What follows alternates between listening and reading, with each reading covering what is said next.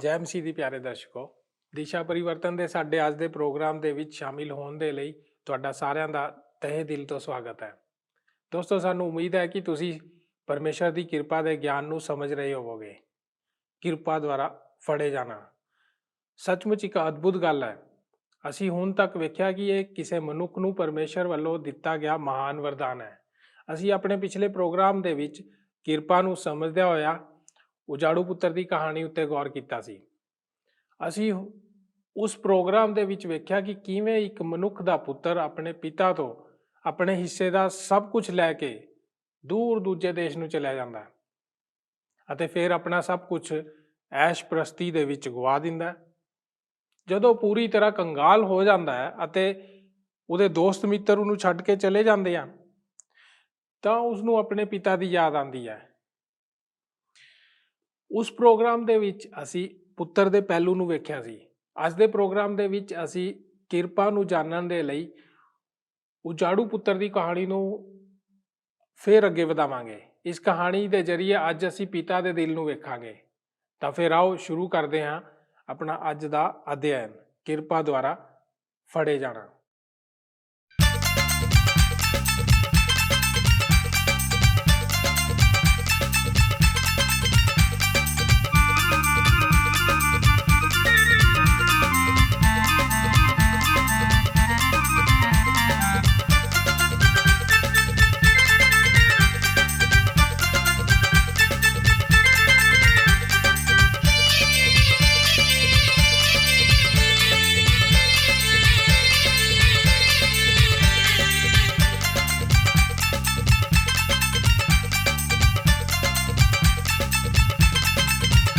ਅਸੀਂ ਯਿਸੂ ਮਸੀਹ ਦੇ ਵਿੱਚ ਰੰਗੇ ਹਾਂ, ਕੋਈ ਜਾਣੇ ਨਾ ਜਾਣੇ।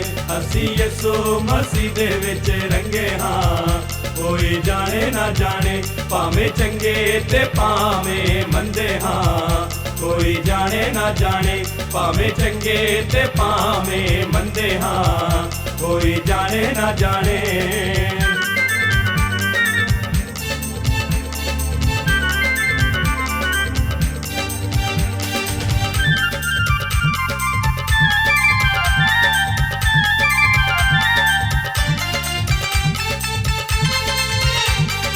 एक नूर दे बंदे सारे इको ही पिता हमारा, एक नूर दे बंदे सारे इको ही पिता हमारा।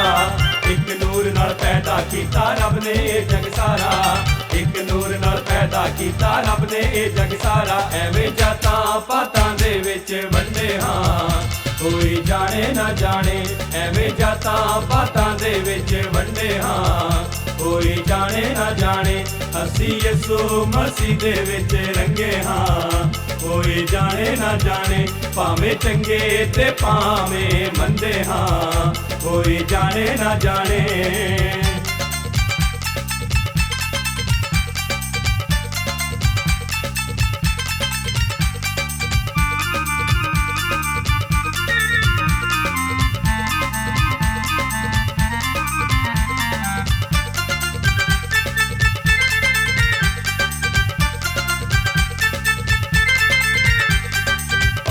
ਅਸੀਂ ਕਮਲੇ ਰਮਲੇ ਭਾਵੇਂ ਅਸੀਂ ਸਦਾਈ, ਭਾਵੇਂ ਅਸੀਂ ਕਮਲੇ ਰਮਲੇ ਭਾਵੇਂ ਅਸੀਂ ਸਦਾਈ।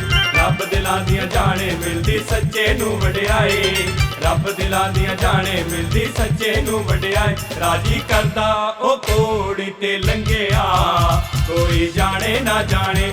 ਰਾਜੀ ਕਰਦਾ ਉਹ ਕੋੜੀ ਤੇ ਲੰਘਿਆ, ਕੋਈ ਜਾਣੇ ਨਾ ਜਾਣੇ।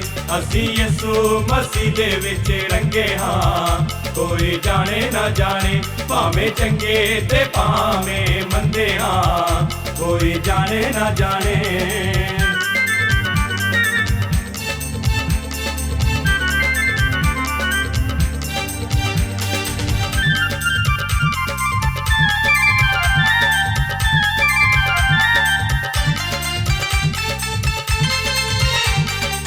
ਸਭਨਾ ਦਾ ਸਾਂਝਾ ਇੱਥੇ ਕਈ ਬਣੀਆਂ ਨੇ ਜਾਤਾਂ, ਰੱਬ ਸਭਨਾ ਦਾ ਸਾਂਝਾ ਇੱਥੇ ਕਈ ਬਣੀਆਂ ਨੇ ਜਾਤਾਂ। ਆਓ ਸਾਰੇ ਰਲ ਮਿਲ ਕਰੀਏ ਯਿਸੂ ਮਸੀਹ ਦੀਆਂ ਬਾਤਾਂ, ਆਓ ਸਾਰੇ ਰਲ ਮਿਲ ਕਰੀਏ ਯਿਸੂ ਮਸੀਹ ਦੀਆਂ ਬਾਤਾਂ। ਇੱਕੋ ਹੀ ਆਤਮਾ ਤੇ ਇੱਕੋ ਜਿਹੇ ਬੰਦੇ ਹਾਂ, ਕੋਈ ਜਾਣੇ ਨਾ ਜਾਣੇ ਇੱਕੋ ਹੀ ਆਤਮਾ ਤੇ ਇੱਕੋ ਜਿਹੇ ਬੰਦੇ ਹਾਂ ਕੋਈ ਜਾਣੇ ਨਾ ਜਾਣੇ ਅਸੀਂ ਯਿਸੂ ਮਸੀਹ ਦੇ ਵਿੱਚ ਰੰਗੇ ਹਾਂ ਕੋਈ ਜਾਣੇ ਨਾ ਜਾਣੇ ਭਾਵੇਂ ਚੰਗੇ ਤੇ ਭਾਵੇਂ ਮੰਦੇ ਹਾਂ ਕੋਈ ਜਾਣੇ ਨਾ ਜਾਣੇ ਅਸੀਂ ਯਿਸੂ ਮਸੀਹ ਦੇ ਵਿੱਚ ਰੰਗੇ ਹਾਂ ਕੋਈ ਜਾਣੇ ਨਾ ਜਾਣੇ ਅਸੀਂ ਯਿਸੂ ਮਸੀਹ ਦੇ ਵਿੱਚ ਰੰਗੇ ਹਾਂ ਕੋਈ ਜਾਣੇ ਨਾ ਜਾਣੇ ਭਾਵੇਂ ਚੰਗੇ ਤੇ ਭਾਵੇਂ ਮੰਦੇ ਹਾਂ ਕੋਈ ਜਾਣੇ ਨਾ ਜਾਣੇ ਭਾਵੇਂ ਚੰਗੇ ਤੇ ਭਾਵੇਂ ਮੰਦੇ ਹਾਂ ਕੋਈ ਜਾਣੇ ਨਾ ਜਾਣੇ। ਲੂਕਾ ਦੀ ਅੰਜੀਲ 15 ਅਧਿਆਇ 17 ਵਚਨ ਤੋਂ ਲੈ ਕੇ 19 ਐਤਾਂ ਦੇ ਵਚਨਾਂ ਵਿੱਚ ਇਹ ਹਨ। ਪਰ ਉਹਨੇ ਸੁਰਤ ਵਿੱਚ ਆਣ ਕੇ ਕਿਹਾ, ਭਾਈ ਮੇਰੇ ਪਿਓ ਦੇ ਕਿੰਨੇ ਹੀ ਕਾਮਿਆਂ ਲਈ ਬਾਫਰ ਰੋਟੀਆਂ ਹਨ ਅਤੇ ਮੈਂ ਇੱਥੇ ਭੁੱਖਾ ਮਰਦਾ ਹਾਂ। ਮੈਂ ਉੱਠ ਕੇ ਆਪਣੇ ਪਿਓ ਦੇ ਕੋਲ ਜਾਵਾਂਗਾ ਅਤੇ ਉਸ ਨੂੰ ਆਖਾਂਗਾ ਕਿ ਪਿਤਾ ਜੀ, ਮੈਂ ਅਸਮਾਨ ਦੇ ਵਿਰੁੱਧ ਤੇ ਤੁਹਾਡੇ ਅੱਗੇ ਗੁਨਾਹ ਕੀਤਾ ਹੈ। ਹੁਣ ਮੈਂ ਇਸ ਯੋਗ ਨਹੀਂ ਜੋ ਫਿਰ ਤੁਹਾਡਾ ਪੁੱਤਰ ਸਦਾਵਾਂ।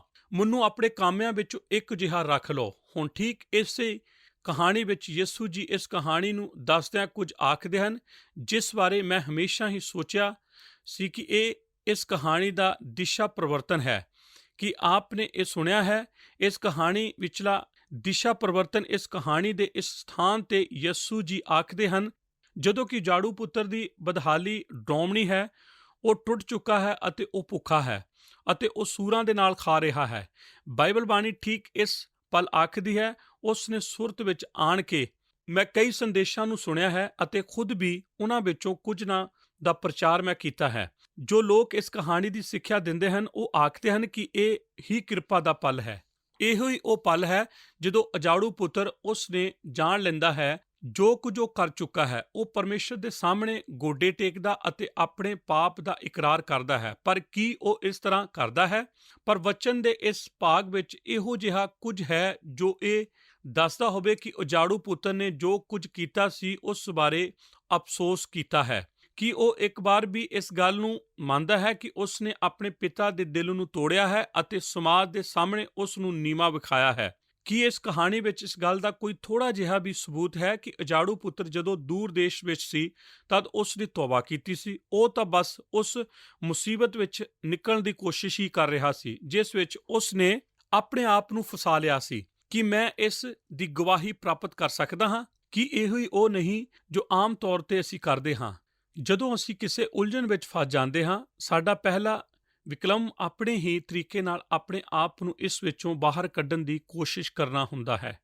ਇਸ ਕਰਕੇ ਉਸ ਦੀ ਪਹਿਲੀ ਯੋਜਨਾ ਇੱਕ ਗੈਰ ਯਹੂਦੀ ਕਿਸਾਨ ਕੋਲ ਕੰਮ ਕਰਨ ਦੀ ਹੈ ਤਾਂ ਕਿ ਉਹ ਆਪਣਾ ਗਵਾਇਆ ਹੋਇਆ ਪੈਸਾ ਵਾਪਸ ਲੈ ਲਵੇ ਅਤੇ ਉਹ ਆਪਣੀ ਵਿਰਾਸਤ ਆਪਣੇ ਹੱਥ ਵਿੱਚ ਲੈ ਕੇ ਆਪਣੇ ਘਰ ਵਾਪਸ ਜਾਵੇ ਅਤੇ ਉਸ ਨੂੰ ਦੁਬਾਰਾ ਘਰ ਵਿੱਚ ਕਬੂਲ ਕੀਤਾ ਜਾਵੇ।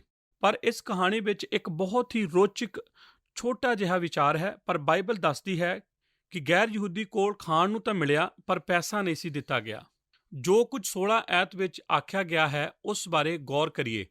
ਕਿਨੇ ਉਸ ਨੂੰ ਕੁਝ ਨਾ ਦਿੱਤਾ। ਇਸ ਤਰ੍ਹਾਂ ਉਹ ਉੱਥੇ ਕੰਮ ਕਰ ਰਿਹਾ ਹੈ, ਸੂਰਾਂ ਨੂੰ ਚਰਾ ਰਿਹਾ ਹੈ ਅਤੇ ਜੋ ਕੁਝ ਉਸ ਨੂੰ ਇਹ ਕਰਨ ਕਰਕੇ ਮਿਲਦਾ ਹੈ ਉਹ ਖਾ ਲੈਂਦਾ ਹੈ, ਥੋੜਾ ਜਿਹਾ ਭੋਜਨ, ਪਰ ਕੋਈ ਪੈਸਾ ਨਹੀਂ ਦਿੱਤਾ ਗਿਆ। ਇਸ ਕਰਕੇ ਇਹ ਉਸ ਦੇ ਕੰਮ ਨਹੀਂ ਆਉਣ ਵਾਲਾ ਸੀ। ਇਸ ਕਰਕੇ ਉਹ ਸੁਰਤ ਸੰਭਾਲਦਾ ਹੈ ਅਤੇ ਹੁਣ ਇਸ ਤਰ੍ਹਾਂ ਸੋਚਣਾ ਆਰੰਭ ਕਰਦਾ ਹੈ, ਤੈਨੂੰ ਪਤਾ ਹੈ ਮੇਰੇ ਪਿਤਾ ਦੇ ਘਰ ਬਹੁਤ ਸਾਰੇ ਕਾਮੇ ਹਨ ਅਤੇ ਉਹ ਮੇਰੇ ਨਾਲੋਂ ਬਹੁਤ ਜ਼ਿਆਦਾ ਕਮਾ ਰਹੇ ਹਨ ਅਤੇ ਉਹਨਾਂ ਨੂੰ ਖਾਣ ਨੂੰ ਚੰਗਾ ਭੋਜਨ ਮਿਲਦਾ ਹੈ। ਮੈਂ ਇੱਥੇ ਕੀ ਕਰ ਰਿਹਾ ਹਾਂ? ਹੁਣ ਮੈਂ ਜਾਣ ਲਿਆ ਹੈ ਮੈਂ ਕੀ ਕਰਾਂਗਾ। ਪਹਿਲੀ ਯੋਜਨਾ ਅਸਫਲ ਰਹੀ। ਹੁਣ ਮੈਂ ਦੂਸਰੀ ਯੋਜਨਾ ਦੇ ਅਨੁਸਾਰ ਕੋਸ਼ਿਸ਼ ਕਰਾਂਗਾ। ਮੈਂ ਵਾਪਸ ਘਰ ਜਾਵਾਂਗਾ ਅਤੇ ਮੈਂ ਆਪਣੇ ਪਿਤਾ ਨੂੰ ਆਖਾਂਗਾ, ਪਿਤਾ ਜੀ, ਮੈਂ ਜਾਣਦਾ ਹਾਂ ਕਿ ਮੈਂ ਤੇਰਾ ਪੁੱਤਰ ਸੌਦਾਉਣ ਦੇ ਯੋਗ ਨਹੀਂ ਹਾਂ।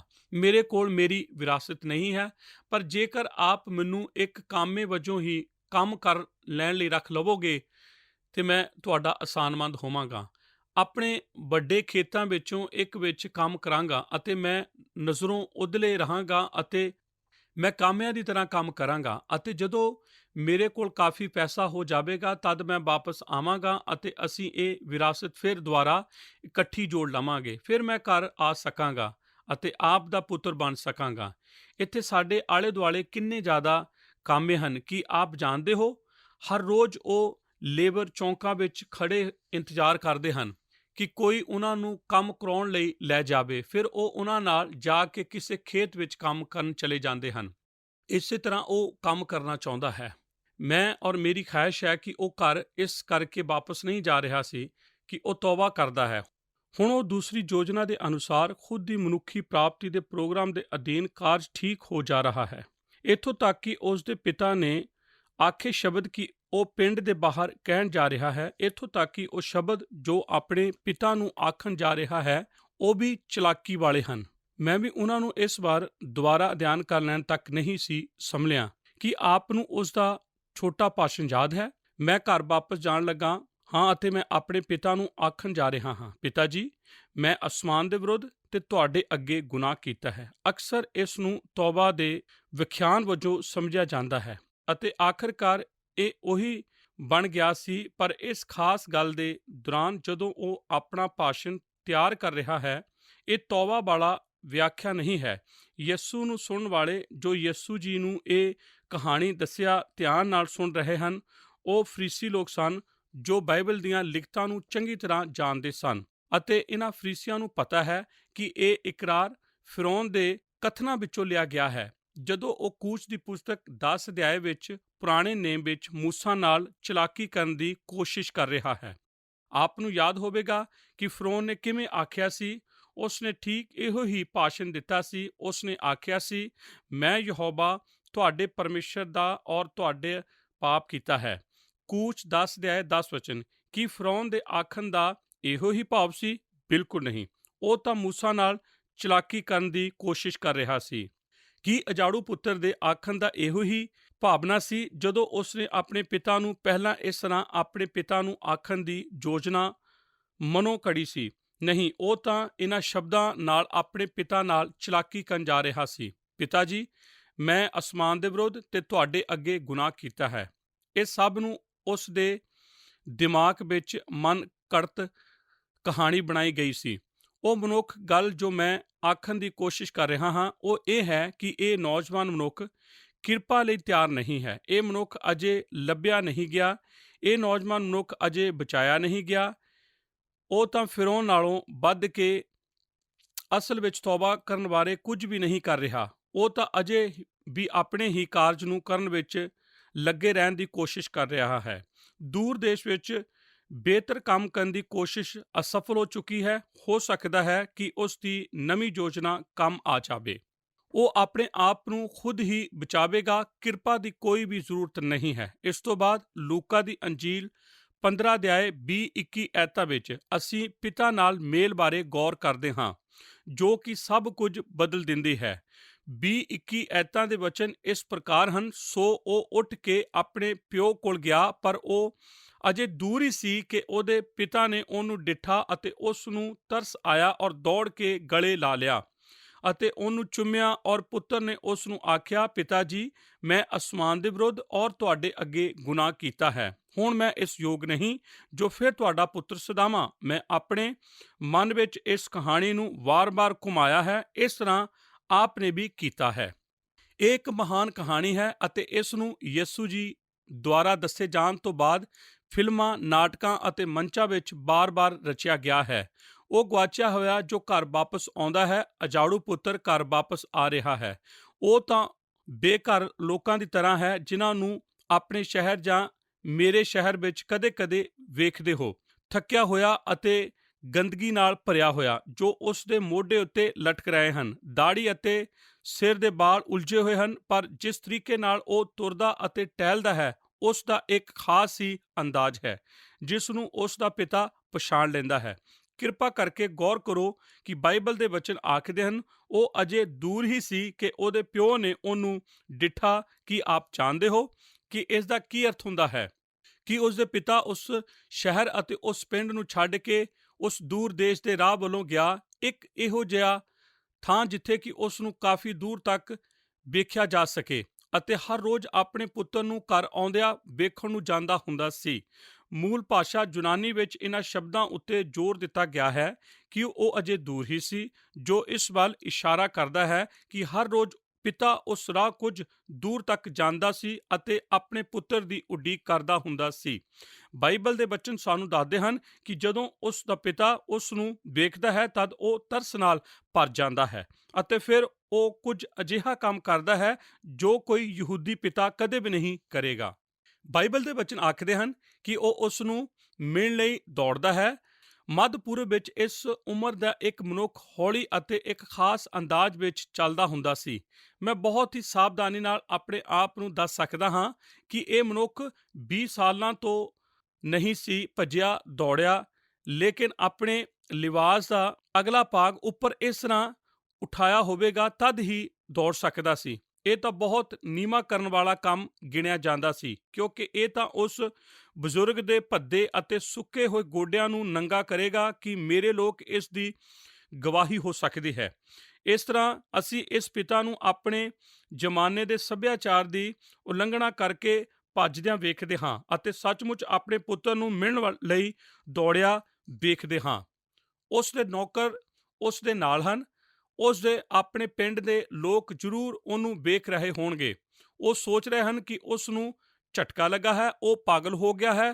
ਉਹ ਕੀ ਕਰ ਰਿਹਾ ਹੈ? ਜੋ ਉਹ ਕਰ ਰਿਹਾ ਹੈ ਉਹ ਤਾਂ ਇਹ ਹੈ ਕਿ ਉਹ ਆਪਣੇ ਖੁਦ ਉੱਤੇ ਉਸ ਨਮੋਸ਼ੀ ਨੂੰ ਲਿਆ ਰਿਹਾ ਹੈ ਜਿਸ ਦਾ ਹੱਕ ਉਸ ਦੇ ਪੁੱਤਰ ਦਾ ਬਣਦਾ ਸੀ। ਉਹ ਤਾਂ ਉਸ ਨੀਵੇਂਪਨ ਨੂੰ ਖੁਦ ਆਪਣੇ ਆਪ ਉੱਤੇ ਲਿਆ ਰਿਹਾ ਹੈ ਜੋ ਕਿ ਉਸ ਦੇ ਪਿਤਾ ਦਾ ਬਣਦਾ ਸੀ। ਕਿਰਪਾ ਕਰਕੇ ਇਸ ਬਾਈਬਲ ਬਾਣੀ ਦੇ ਭਾਗ ਨੂੰ ਧਿਆਨਪੂਰਵਕ ਪੜ੍ਹੋ।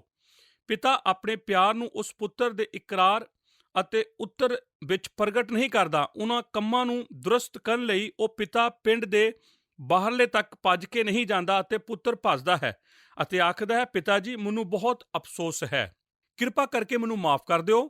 ਨਹੀਂ, ਪਿਤਾ ਪਿੰਡ ਦੇ ਵਸੀਲੇ ਤੱਕ ਜਾਂਦਾ ਹੈ। ਉਹ ਪੁੱਤਰ ਨੂੰ ਗਲੇ ਲਗਾਉਂਦਾ ਹੈ ਅਤੇ ਬਾਈਬਲ ਬਾਣੀ ਆਖਦੀ ਹੈ ਕਿ ਉਹ ਉਸ ਉੱਤੇ ਚੁੰਮਿਆਂ ਦੀ ਝੜੀ ਲਗਾ ਦਿੰਦਾ ਹੈ। ਉਹ ਪੁੱਤਰ ਨੂੰ ਚੁੰਮਦਾ ਅਤੇ ਚੁੰਮਦਾ ਹੀ ਜਾਂਦਾ ਹੈ ਅਤੇ ਜਦੋਂ ਉਸ ਦਾ ਪੁੱਤਰ ਅੰਤ ਵਿੱਚ ਇਸ ਸਾਰੇ ਪਿਆਰ ਦੇ ਇਜ਼ਹਾਰ ਤੋਂ ਬਾਅਦ ਇੱਕ ਸ਼ਬਦ ਸੁਣਦਾ ਹੈ, ਹੁਣ ਉਹ ਆਪਣੇ ਪਿਤਾ ਦੀ ਕਿਰਪਾ ਦੇ ਪ੍ਰਗਟਾਵੇ ਦੇ ਸਿੱਟੇ ਵਜੋਂ ਆਪਣਾ ਭਾਸ਼ਣ ਦਿੰਦਾ ਹੈ। ਪਿਤਾ ਨੇ ਪੁੱਤਰ ਨੂੰ ਕਿੱਥੇ ਪਾਇਆ ਸੀ?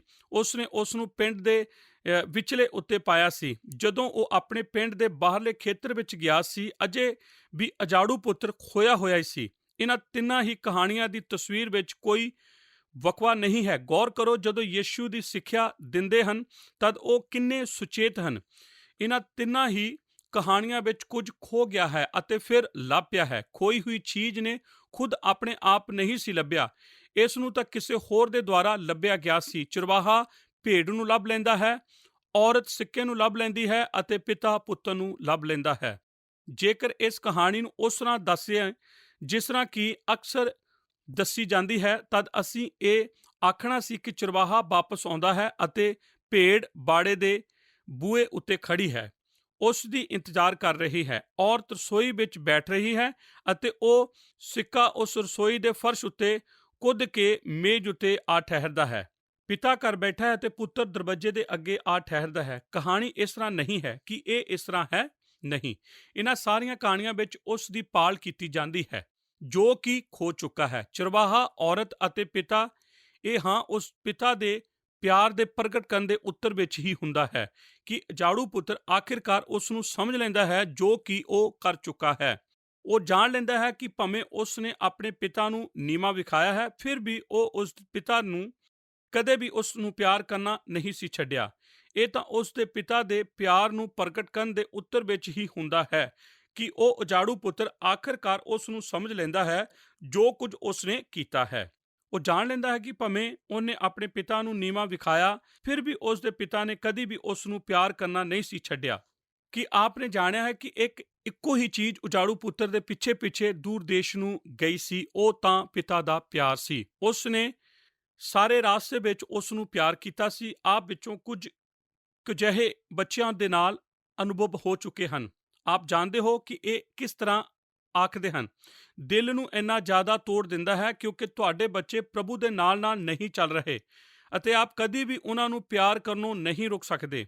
ਆਪ ਤਾਂ ਬਸ ਉਹਨਾਂ ਨੂੰ ਪਿਆਰ ਕਰਦੇ ਹੀ ਜਾਂਦੇ ਹੋ। ਆਪ ਪ੍ਰਾਰਥਨਾ ਕਰਦੇ ਹੋ ਕਿ ਕਿਸੇ ਨਾ ਕਿਸੇ ਤਰ੍ਹਾਂ ਆਪ ਦੇ ਪਿਆਰ ਦੇ ਰਾਹੀਂ ਉਹ ਵਾਪਸ ਆਵੇਗਾ। ਇਹ ਪਿਤਾ ਠੀਕ ਇਹੋ ਹੀ ਕਰ ਰਿਹਾ ਸੀ। ਇਸ ਤੋਂ ਬਾਅਦ ਪੰਜਵੀਂ ਗੱਲ ਜਿਸ ਦਾ ਜ਼ਿਕਰ ਲੂਕਾ 15 ਅਧਿਆਇ 22-24 ਵਿੱਚ ਹੈ, ਉਹ ਹੈ ਪਿਤਾ ਦਾ ਜਸ਼ਨ। ਮਨਾਉਣਾ। ਜੀ ਹਾਂ, ਅਸੀਂ ਪਿਤਾ ਨੂੰ ਨੀਵਾਂ ਵਿਖਾਉਣਾ, ਪਿਤਾ ਤੋਂ ਵੱਖਰੇ, ਪਿਤਾ ਨਾਲ ਕੀਤੀ ਚਲਾਕੀ ਅਤੇ ਪਿਤਾ ਨਾਲ ਮੇਲ ਬਾਰੇ ਗੌਰ ਕਰ ਚੁੱਕੇ ਹਾਂ। ਹੁਣ ਮੈਂ ਇਸ ਕਹਾਣੀ ਦੇ ਅੱਛੇ ਹਿੱਸੇ ਵਿੱਚ ਆਉਂਦਾ ਹਾਂ, ਜਿਸ ਦਾ ਜ਼ਿਕਰ 22 ਐਤ ਤੋਂ ਅੱਗੇ ਪਿਤਾ ਦੇ ਜਸ਼ਨ ਵਜੋਂ ਹੈ। ਲੂਕਾ ਦੀ ਅੰਜੀਲ 15 ਅਧਿਆਇ 22-24 ਐਤਾਂ ਦੇ ਵਚਨ ਹਨ। ਪਰ ਪਿਤਾ ਨੇ ਆਪਣੇ ਨੌਕਰ ਨੂੰ ਕਿਹਾ, ਸਭ ਤੋਂ ਚੰਗਾ ਬਸਤਰ ਛੇਤੀ ਕੱਢ ਕੇ ਉਹਨੂੰ ਪਹਿਨਾਓ ਔਰ ਇਹਦੇ ਹੱਥ ਵਿੱਚ ਅੰਗੂਠੀ ਔਰ ਪੈਰੀ ਜੁੱਤੀ ਪਾਓ ਅਤੇ ਪਲਿਆ ਹੋਇਆ ਬੱਚਾ ਲਿਆ ਕੇ ਕੱਟੋ, ਪਾਈ ਖਾਈਏ ਤੇ ਖੁਸ਼ੀ ਮਨਾਈਏ, ਕਿਉਂ ਜੋ ਮੇਰਾ ਇਹ ਪੁੱਤਰ ਮੋਇਆ ਹੋਇਆ ਸੀ ਅਤੇ ਫਿਰ ਜੀ ਪਿਆ ਹੈ, ਗੁਆਚਿਆ ਗਿਆ ਸੀ ਅਤੇ ਫਿਰ ਲੱਭ ਪਿਆ ਹੈ। ਸੋ ਉਹ ਸਭ ਖੁਸ਼ੀ ਮਨਾਉਣ ਲੱਗੇ। ਹੁਣ ਆਪ ਦੁਆਰਾ ਇਸ ਕਹਾਣੀ ਦੀ ਤਸਵੀਰ ਨੂੰ ਸਮਝ ਲਿਆ ਹੈ। ਜਦੋਂ ਉਹ ਪਿਤਾ ਉਸਨੇ ਪਿੰਡ ਦੇ ਬਾਹਰਲੇ ਖੇਤਰ ਨੂੰ ਭੱਜਿਆ ਗਿਆ ਸੀ, ਉਹ ਆਪਣੇ ਆਪ ਨਹੀਂ ਸੀ ਚਲਾ ਗਿਆ, ਉਸ ਦੇ ਸਾਰੇ ਨੌਕਰ ਉਸ ਨਾਲ ਗਏ ਸਨ। ਇਸ ਤਰ੍ਹਾਂ ਇਹ ਸਾਰੇ ਗਲੇ ਲਗਾਉਣ ਅਤੇ ਪਿਤਾ ਪੁੱਤਰ ਦੇ ਵਿਚਕਾਰ ਹੋਈ ਛੋਟੀ ਜਿਹੀ ਗੱਲਬਾਤ ਤੋਂ ਬਾਅਦ ਉਹ ਪਿਤਾ ਪਹਿਲੇ ਨੌਕਰ ਵੱਲ ਮੁੜਦਾ ਹੈ ਅਤੇ ਉਸ ਨੂੰ ਆਖਦਾ ਹੈ, ਜਾ ਅਤੇ ਸਭ ਤੋਂ ਚੰਗਾ ਵਸਤਰ ਜੋ ਸਾਡੇ ਕੋਲ ਹੈ ਉਸ ਨੂੰ ਇੱਥੇ ਲੈ ਕੇ ਆ। ਜੀ ਹਾਂ, ਸਭ ਤੋਂ ਚੰਗਾ ਵਸਤਰ ਜੋ ਉਹਦੇ ਕੋਲ ਸੀ ਉਹ ਤਾਂ ਪਿਤਾ ਦਾ ਵਸਤਰ ਹੀ ਹੋਵੇਗਾ। ਅਤੇ ਮੇਰੀ ਨਜ਼ਰ ਵਿੱਚ ਵੀ ਜਦੋਂ ਇਸ ਚਿਥੜੇ ਪਹਿਨੇ ਬਾਲਕ ਦੇ ਘਰ ਪਰਤਨ ਦੀ ਤਸਵੀਰ ਆਉਂਦੀ ਹੈ, ਜੋ ਕਿ ਆਪਣੇ ਪਿਤਾ ਦਾ ਵਸਤਰ ਹਾਸਲ ਕਰਨ ਜਾ ਰਿਹਾ ਹੈ। ਮੈਂ ਨਹੀਂ ਜਾਣਦਾ ਜੇਕਰ ਉਹਨਾਂ ਨੇ ਪਹਿਲਾਂ ਉਸ ਨੂੰ ਨਿਹਾਇਆ ਹੋਵੇ। ਕਹਾਣੀ ਵਿੱਚ ਇਸ ਤਰ੍ਹਾਂ ਨਹੀਂ ਆਖਿਆ, ਜਾਓ ਉਸ ਲਈ ਅੰਗੂਠੀ ਲਿਆਓ। ਜੀ ਹਾਂ, ਕੋਈ ਆਮ ਗਹਿਣਾ ਨਹੀਂ ਸੀ। ਇਹ ਅੰਗੂਠੀ ਇਸ ਗਹਿਣੇ ਦੀ ਮੋਹਰ ਜਾਂ ਠੱਪੇ ਵਾਲੀ ਅੰਗੂਠੀ ਸੀ ਅਤੇ ਅੰਗੂਠੀ ਖਾਸ ਸੀ ਕਿਉਂਕਿ ਇਸ ਦੇ ਉੱਪਰਲੇ ਹਿੱਸੇ ਉੱਤੇ ਉਸ ਘਰਾਣੇ ਦਾ ਮਾਰਕਾ ਹੁੰਦਾ ਸੀ ਅਤੇ ਜਦੋਂ ਵੀ ਸਰਪਸਤਾ ਇਸ ਪਰਿਵਾਰ ਅਤੇ ਹੋਰ ਪਰਿਵਾਰ ਵਿੱਚ ਕੋਈ ਸੌਦਾ ਹੁੰਦਾ ਸੀ ਤਦ ਉਹ ਇਸ ਦੇ ਵੇਰਵੇ ਲਿਖ ਲੈਂਦੇ ਸਨ। ਫਿਰ ਉਹ ਇਸ ਦੀ ਲਿਖਤ ਲਪੇਟ ਕੇ ਰੱਖ ਲੈਂਦੇ ਅਤੇ ਉਸ ਲਿਖਤ ਦੇ ਕਾਗਜ਼ ਦੇ ਕਿਨਾਰੇ ਉੱਤੇ ਮੋਮ ਗਰਮ ਕਰਕੇ ਲਾਉਂਦੇ ਸਨ ਅਤੇ ਫਿਰ ਇਹਨਾਂ ਕਾਗਜ਼ਾਂ ਨੂੰ ਲਿਖਣ ਵਾਲੇ ਲੋਕ ਉਹਨਾਂ ਦੇ ਠੱਪੇ ਵਾਲੀਆਂ ਅੰਗੂਠੀਆਂ ਨੂੰ ਨਰਮ ਮੋਮ ਵਿੱਚ ਲਗਾਉਂਦੇ ਸਨ, ਜੋ ਮੁੱਖ ਤੌਰ ਤੇ ਇਹ ਆਖਣਾ ਹੁੰਦਾ ਸੀ ਕਿ ਇਹ ਇਸ ਪਰਿਵਾਰ ਦਾ ਅਧਿਕਾਰ ਹੈ। ਜੋ ਕੁਝ ਪਿਤਾ ਉਸ ਨੌਜਵਾਨ ਲੜਕੇ ਨੂੰ ਆਖ ਰਿਹਾ ਸੀ ਉਹ ਇਹ ਸੀ, ਉਸ ਲਈ ਵਸਤਰ ਲਿਆਓ, ਪਰ ਇਹ ਵੀ ਕਿ ਮੇਰੀ ਖੁਆਇਸ਼ ਹੈ ਕਿ ਤੂੰ ਜਾਣ ਲਵੇ ਕਿ ਹੁਣ ਤੂੰ ਇਸ ਪਰਿਵਾਰ ਦੇ ਵਜੋਂ ਕਾਰੋਬਾਰੀ ਲੈਣ ਦੇਣ ਕਰ ਸਕਦਾ ਹੈ। ਤੂੰ ਮੇਰਾ ਪੁੱਤਰ ਹੈ। ਉਸ ਨੇ ਬਸ ਨਹੀਂ ਸੀ ਕਰ ਦਿੱਤੀ। ਉਹ ਤੀਸਰੇ ਨੌਕਰ ਵੱਲ ਪਰਤ ਕੇ ਆਖਦਾ ਹੈ, ਜਾ ਉਸ ਨੂੰ ਜੁੱਤੀ ਪਵਾ।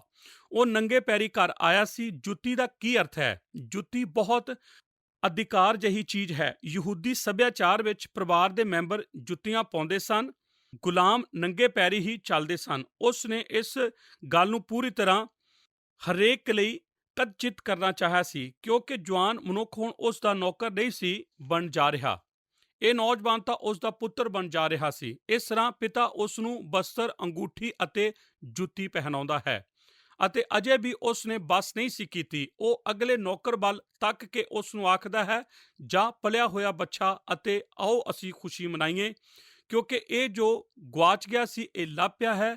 ਆਪ ਇਹ ਮਹਿਸੂਸ ਕਰਦੇ ਹਾਂ ਰਹਿ ਸਕਦੇ ਹੋ, ਜਦੋਂ ਤੋਂ ਉਹ ਲੜਕਾ ਘਰੋਂ ਗਿਆ ਸੀ ਉਹ ਪਿਤਾ ਉਸ ਬੱਚੇ ਨੂੰ ਪਾਲ ਰਿਹਾ ਸੀ। ਉਹ ਉਸ ਦਾਵਤ ਦੀ ਤਿਆਰੀ ਕਰਦਾ ਹੈ। ਉਹ ਆਪਣੇ ਮਹਿਮਾਨ ਦੀ ਸੂਚੀ ਤਿਆਰ ਕਰ ਰਿਹਾ ਸੀ, ਇਹ ਇੰਤਜ਼ਾਰ ਕਰਦਾ ਹੋਇਆ ਕਿ ਉਸ ਦਾ ਪੁੱਤਰ ਆ ਜਾਵੇ। ਇਹ ਕਿੰਨੀ ਖੁਸ਼ੀ ਦੀ ਗੱਲ ਹੈ। ਅਸਲ ਵਿੱਚ ਇਸ ਅਧਿਆਏ ਦੇ ਪਹਿਲੇ ਹਿੱਸੇ ਵਿੱਚ ਆਖਿਆ ਗਿਆ ਹੈ ਕਿ ਜਦੋਂ ਇੱਕ ਪਾਪੀ ਤੌਬਾ ਕਰਦਾ ਹੈ ਤਦ ਸਵਰਗ ਵਿੱਚ ਠੀਕ ਇਸੇ ਤਰ੍ਹਾਂ ਦਾਵਤ ਕੀਤੀ ਜਾਂਦੀ ਹੈ। ਕੀ ਆਪ ਜਾਣਦੇ ਹੋ?